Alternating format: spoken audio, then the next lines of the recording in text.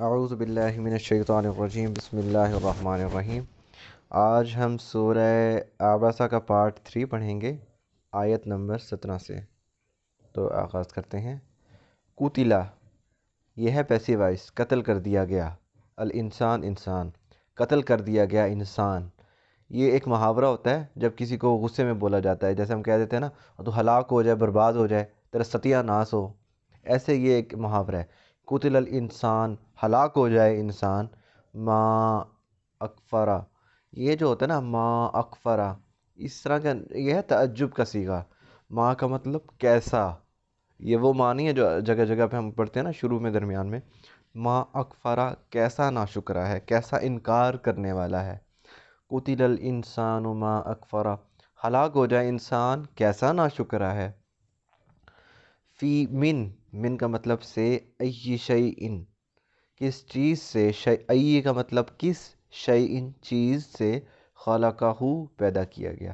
یعنی انسان جو اکڑتا پھرتا ہے اللہ تعالیٰ کی آیات کا، یہ انکار کر رہا ہے، جب اسے نصیحت کی جا رہی ہے وہ نصیحت حاصل نہیں کر رہا، تو وہ تو دیکھیے وہ پیدا کس چیز سے کیا گیا ہے۔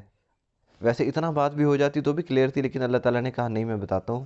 من نطفہ، نطفہ سے، اور نطفہ کی پراپرٹیز قرآن پاک میں جگہ جگہ پہ آئی ہیں۔ من ماء مہین، ایک خراب گندے پانی سے۔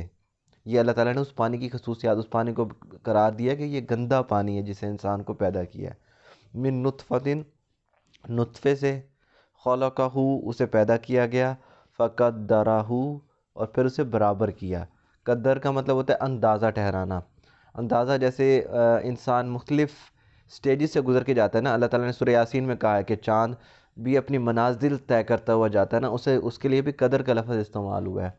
تو اس کا مطلب جو ہم جوانی سے گزرتے ہیں، پہلے ماں کے پیٹ والی سٹیج سے، پھر بچپن سے، جوانی سے، بڑھاپے سے، یہ جو مختلف سٹیجز ہیں نا، ادوار ہیں، ان کے بارے میں کہا گیا فقدرہ، تو اندازہ ٹھہرایا۔ ثم، اس کے بعد، سبیلا، رستے کو، یسرہ، آسان کر دیا، پھر اس کے بعد اس کے رستے کو آسان کر دیا۔ اس آسان سے مراد ہے دنیا میں اللہ جو ہدایت دی ہے نا، یہ سورہ الاعلیٰ میں ہے نا، سبح اسم ربک الاعلیٰ الذی خلق فسوی، جس نے پیدا کیا پھر برابر کیا، والذی قدر، جس نے اندازہ ٹھہرایا، فہدی، پس ہدایت دی۔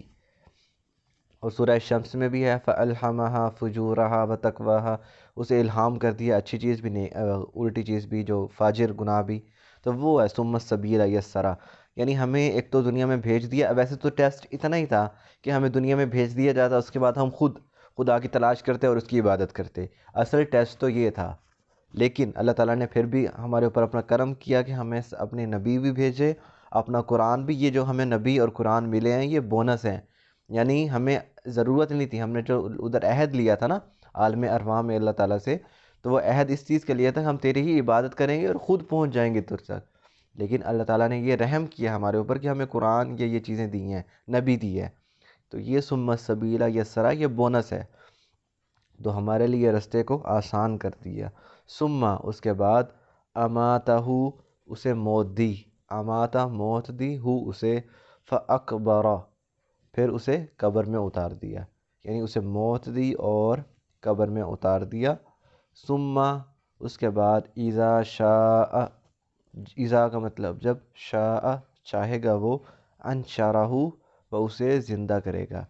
یہ اللہ تعالیٰ نے 3 سٹیجز بتائی ہیں، پہلی سٹیج ماں کی پیٹ والی، دوسری دنیا کی، تیسری موت کے بعد قبر کی، اور چوتھی آخرت کی سٹیج۔ ثم اذا شاء انشرہ، پھر جب چاہے گا اسے زندہ کرے گا۔ کلا، ہرگز ایسا نہیں۔ لما کا مطلب ہوتا ہے ابھی تک، یہ محاورہ ہے، لما ابھی تک، یکزی پورا نہیں کیا۔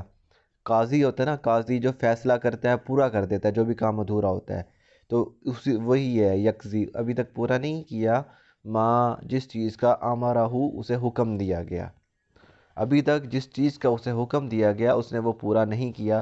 وہ حکم کیا تھا کہ یہی اب خدا تک پہنچنا، اللہ تعالیٰ کی آیات کا انکار نہ کرنا، یہ چیزیں، کیونکہ اسی سے سینس بنتی ہے نا کہ ہم دنیا میں کیوں آئے ہیں، یہ کام، یہ ہم پیدا کیوں کیے گئے ہیں، یہ دنیا کس لیے ہے، تو اسی سے سینس بنتی ہے، اس لیے اللہ تعالیٰ کہہ رہے ہیں کلا لما یکزی ما امرہ، ابھی تک اس نے اس حکم کو پورا نہیں کیا جس کا اسے حکم دیا گیا تھا، کام کو پورا نہیں کیا، آج یہیں تک کل انشاءاللہ نیکسٹ پارٹ پڑھیں گے. وما علینا الا البلاغ المبین.